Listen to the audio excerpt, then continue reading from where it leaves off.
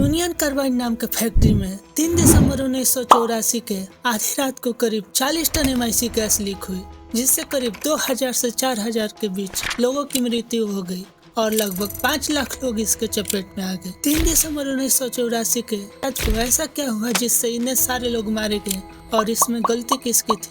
तो चलिए इस वीडियो में जानते हैं। यूनियन कार्बाइड नाम के फैक्ट्री को साल 1969 में भारत के भोपाल शहर में स्थापित किया गया था। इस कंपनी में सेविन नाम के पेस्टिसाइड को बनाया जाता था। इस कंपनी को इंडिया में UCIL यानी यूनियन कार्बाइड इंडिया लिमिटेड के नाम से स्थापित किया गया था, जिसमें UCC यानी यूनियन कार्बाइड कॉरपोरेशन का शेयर 50.9% और इंडियन गवर्नमेंट और गवर्नमेंट कंट्रोल बैंक का शेयर 49.1% था। साल 1979 से पहले पेस्टिसाइड प्रोडक्शन के लिए MIC केमिकल को अमेरिका से एरोप्लेन के द्वारा लाया जाता था, लेकिन कंपनी के लॉस के कारण अब इस खतरनाक केमिकल को इंडियन गवर्नमेंट के द्वारा परमिशन लेकर इंडिया में ही बनाया जाने लगा। इसके बाद इंडियन गवर्नमेंट के द्वारा इस कंपनी को एक प्रॉपर प्लान बनाने के लिए बोला गया, ताकि भोपाल के लोगों को यह पता हो कि इससे कैसे रिएक्ट करना है, लेकिन कंपनी ने ऐसा नहीं किया। इसके कुछ साल बाद साल 1981 में प्लांट के पाइपों का रख रखाव का कार्य करते समय एक कर्मचारी पर गलती से फॉस्फीन की छींटें पड़ गई। घबराहट में आकर उसने अपना गैस मास्क हटा दिया और बड़ी मात्रा में जहरीली फॉस्फीन गैस अंदर ले ली, जिससे 72 घंटे के अंदर इसकी मृत्यु हो गई। इसी बीच मार्केट में बहुत सारी पेस्टिसाइड प्रोडक्शन कंपनी आई, जिसकी कीमत सेविन कंपनी के पेस्टिसाइड से सस्ती थी, जिसकी वजह से कंपनी लॉस में जाने लगी, जिसके कारण कॉस्ट कटिंग किया जाने लगा। इनमें अनक्वालिफाइड वर्कर को रखा जाने लगा।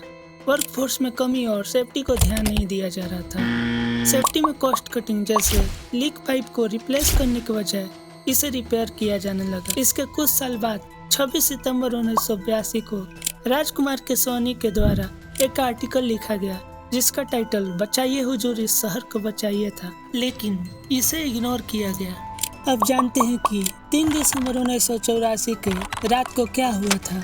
इस कंपनी में MIC यानी मिथाइल आइसोसाइनाइड केमिकल को स्टोर करने के लिए मुख्य रूप से 3 कंटेनर को लगाया गया था, जिसका नाम E610, E611 और E619 था, जिसमें से E610 और E611 को सेफ्टी के लिए 60% तक भरा जाना था, लेकिन इसे 75% तक भरा गया और E619 को खाली रखा जाना था, लेकिन कंपनी के प्रॉफिट के लिए इसे भी भरा गया। जब वर्कर पाइप्स की सफाई कर रहे थे तो इसी बीच पानी MIC टैंक E610 वाले टैंक में चला गया।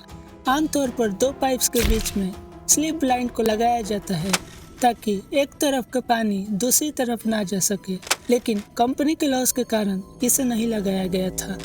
MIC प्लस वाटर, MIC और वाटर के मिल जाने से एक्सोथर्मिक रिएक्शन होता है, जिससे इस टैंक का टेम्परेचर और प्रेशर इंक्रीज हुआ और जिस अंडरग्राउंड में ये टैंक रखा हुआ था उसका कंक्रीट फटने लगा और तेज प्रेशर के साथ पाइप्स के द्वारा चिमनी से बाहर निकलने लगा, जिससे इतने सारे लोग इसके चपेट में आ गए। सेफ्टी, ये सब होने से बचाने के लिए इस कंपनी में कुछ डिवाइस लगाया गया था, जैसे वेंट गैसेस स्क्रबर। ये एक ऐसा उपकरण है जिसमें गैसेस को क्लीन या प्यूरिफाई किया जाता है, जिसमें गैस को एक लिक्विड जैसे पानी या किसी केमिकल सॉल्यूशन के साथ कांटेक्ट में लाकर टॉक्सिक गैसेस को रिमूव किया जाता है, लेकिन ये उस रात बंद पड़ा था। फ्लेयर टावर, ये एक ऐसा डिवाइस है जो लोगों को ऐसे खतरनाक गैसेस से बचाकर सेफ्टली बर्न करना है, लेकिन ये भी किसी खराबी की वजह से उस रात बंद पड़ा था, जिससे ये गैस डायरेक्टली इन्वायरमेंट में चला गया। इसके अलावा भी एक और इफेक्टिव मेथड था कि फ्लेयर टावर पर पानी मारा जाए, लेकिन फ्लेयर टावर पाइप्स के मुकाबले बहुत ऊंचाई पे था। अब जानते हैं कि इसके लिए जिम्मेदार कौन था। यह जानने से पहले हम यह जानते हैं कि इसका मालिक कौन था। इस कंपनी के मालिक का नाम वॉरेन एंडरसन था।